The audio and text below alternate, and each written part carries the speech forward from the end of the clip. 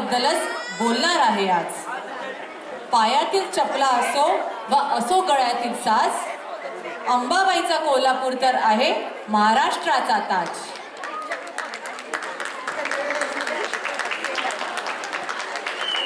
आणि सोलापूर जिल्ह्याबद्दल बोलायचे तर भक्तिभावाचा जिथे ओसंडून वाहतो पूर, तेच आपले सोलापूर। हुतात्म्याचे शहर म्हणून देखील ओळखले जाते सोलापूर। तर मंडळी, घाटावरून कोकणात जायचे असेल तर तुम्ही कसे जाता? अंबा घाट, करूळ घाट, आंबोली घाट, फोंडा घाट यातूनच ना? तर हे प्रमुख घाट येतात कोल्हापूर जिल्ह्यात। आणि यांचं विशेष काय माहितीये? या घाटांचा फक्त घाट माथाच कोल्हापूर जिल्ह्यात आहे। बर मंडळी, महाराष्ट्राची चेरापुंजी कुठे आहे माहिती आहे का तुम्हाला? ती आहे अंबोलीला। प्रचंड पाऊस असल्यामुळे इथे अनेक मोठे धबधबे तर आहेच, शिवाय दाट जंगल असल्यामुळे विविध प्रकारची जैवविविधता देखील इथे आढळते। विशेष म्हणजे बेडकांच्या अनेक दुर्मिळ प्रजाती येथे तुम्हाला दिसतील।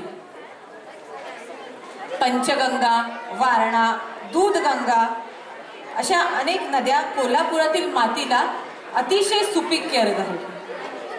वारणा व गोकुळ या दूध उत्पादक सहकारी संघांच्या उत्पादनांमुळे कोल्हापूर जिल्ह्यात खरोखरच दूधगंगा वाहते। बर मला सांगा, तुम्हाला माहिती आहे का की कोणत्या शहराला महाराष्ट्राचे मँचेस्टर म्हणून ओळखले जाते? ते आहे इचलकरंजी।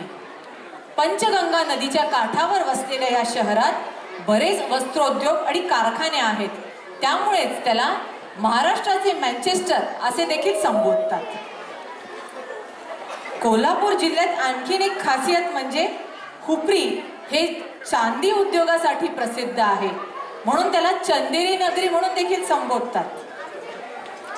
सोलापुरी चादरीबद्दल तर सर्वांनाच माहिती आहे, पण मंगलवेढ्याच्या घोंगड्या या देखील प्रसिद्ध आहेत। महाराष्ट्रात प्रसिद्ध असलेले हळदीपासून बनलेले दर्जेदार कुंकू हे सोलापूर जिल्ह्यात केम ह्या गावी बनते। चित्रपटाच्या चंदेरी नगरीत जयप्रभा, शालिनी यासारख्या कोल्हापुरातील स्टुडिओजनी सिने निर्मितीचा पाया रचला आहे। बर तुम्हाला माहिती आहे का की असा कोणता गड होता जिथे शिवाजी महाराजांनी आपले बालपण वगळता सर्वाधिक काळ सलग राहिले ते? तो होता पन्हाळा। इथे महाराज 500 दिवसाहून अधिक काळ राहिले। कोल्हापूरचा मरीन ड्राईव्ह तर सर्वांनाच माहिती आहे।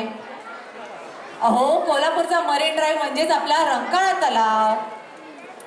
जशी कोल्हापूरची मिसळ व झणझणीत भडंग आहेत, तसाच सोलापूर जिल्ह्यातला खवय्यांचा मन तृप्त करणारा पदार्थ म्हणजे संगम वडा। तुम्हाला सोलापूरच्या बाजार आमटी बद्दल माहिती आहे का?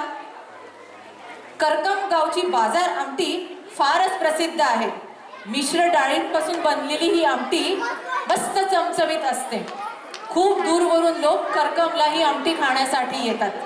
आपण सर्वांनी सुद्धा याचा आस्वाद घ्यायला एकदा सोलापूरला जायला हवे। आता आपण पुढील कार्यक्रमाकडे वळूयात। आपल्याला मंत्रमुग्ध करण्यासाठी पुढील सादरीकरण पाहूयात।